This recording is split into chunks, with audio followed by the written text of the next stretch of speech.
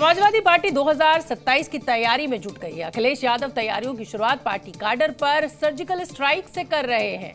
Party सूत्रों से हमें खबर मिल रही है कि अखिलेश यादव 15 से 20 जिला अध्यक्षों को आउट करने की तैयारी में है। जिन जिलों में अध्यक्ष बदले जाएंगे वहां नई कमेटी बनाने की तैयारी भी चल रही है। नए कैडर में पीडीए फॉर्मूले पर जिला अध्यक्षों का चयन हो सकता है। दावा है कि इन सभी जिला अध्यक्षों की सूची तैयार कर ली गई है, जिन्हें हटाया जाना है और जिनकी नई नियुक्ति होनी है, ताकि यूपी में अखिलेश योगी से मुकाबला कर सके। लेकिन इसके लिए पहली चुनौती पार्टी को बूथ लेवल तक सक्रिय करने की है। लिहाजा अखिलेश यादव अपने सेनापतियों को बदलने की तैयारी में है। सूत्रों से खबर है कि सपा 15 से 20 जिलों में जिला अध्यक्ष बदलेगी। निष्क्रिय पदाधिकारी को बाहर का रास्ता दिखाया जाएगा। मूल्यांकन के बाद पैमानों पर फिट नहीं बैठने वालों पर गाज गिरेगी।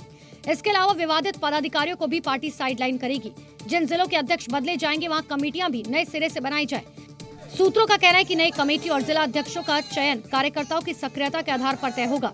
लगातार कई जिला अध्यक्षों की शिकायत और उनके निष्क्रिय होने की खबर आला कमान तक पहुंचती रही है और यही वजह है करीब 15 से 20 जिला अध्यक्ष बदले जाएंगे। यानी अखिलेश ने 2027 में मुकाबले के लिए कमर कसनी शुरू कर दी है। कैडर में बदलाव के पीछे दो बड़े फैक्टर हैं। एक तो पार्टी के सक्रियता बढ़ाना, दूसरा कैडर में पीडीए को बराबर हिस्सा देना।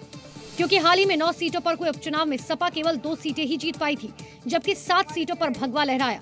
इसके बाद जब मिल्कीपुर उपचुनाव हुआ तो फिर पार्टी कमाल नहीं कर पाई। लिहाजा अखिलेश को समझ आ चुका है कि बिना बूथ पर उतरे माहौल को जीतने में बदलना मुश्किल होगा।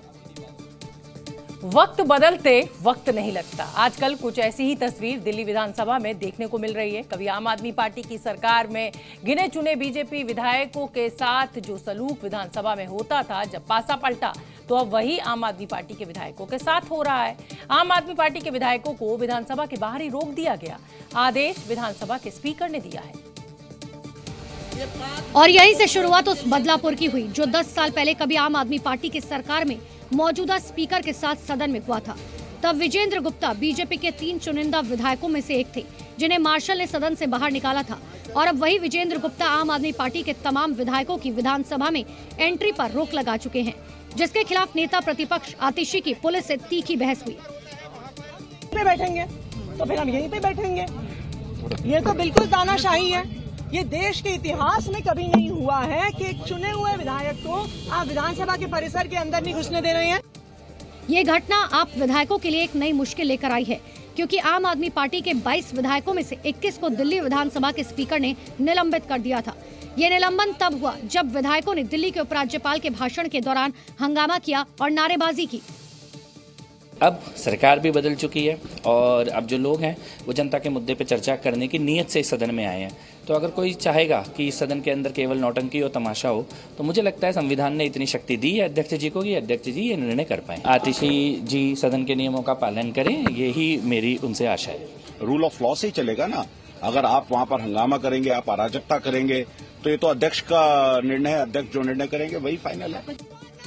अब सवाल ये उठ रहा है कि क्या विधानसभा परिसर में विधायकों की नो एंट्री संविधान और लोकतंत्र के सिद्धांतों के खिलाफ है, या फिर 10 साल पहले जो बीजेपी विधायकों के साथ हुआ उस तस्वीर को दोहराया जा रहा है। दिल्ली में पिछली सरकार के खिलाफ एक के बाद एक सीएजी रिपोर्ट से हलचल मच गई है। शराब नीति में हुए भ्रष्टाचार के बाद अब बीजेपी सरकार एक और सीएजी रिपोर्ट लाने की तैयारी में है, क्योंकि इस रिपोर्ट के अनुसार दिल्ली के राजस्व को 2002 करोड़ रुपए से अधिक का नुकसान हुआ है, जिससे सरकारी खजाने को भारी क्षति हुई है, जिस पर आज विधानसभा में भी चर्चा हुई और इसे पीएससी को सौंप दिया गया। श्रीमती रेखा गुप्ता माननीय मुख्यमंत्री द्वारा दिनांक 25 फरवरी 2025 को प्रस्तुत राष्ट्रीय राजधानी क्षेत्र दिल्ली सरकार से संबंधित भारत के नियंत्रक एवं महालेखा परीक्षक का दिल्ली में शराब के विनियम और आपूर्ति पर निष्पादन लेखा परीक्षा प्रतिवेदन वर्ष 2024 का प्रतिवेदन संख्या 1 के संबंध में सदस्य चर्चा में भाग लेंगे।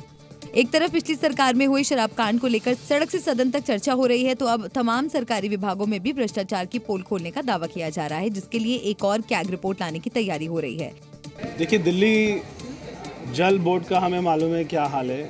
उसमें कितना बड़ा जो है घोटाला तो हुआ ही है, वहाँ पे कितना बड़ा एक अपना पैसे का क्रंच है, डेफिसिट है।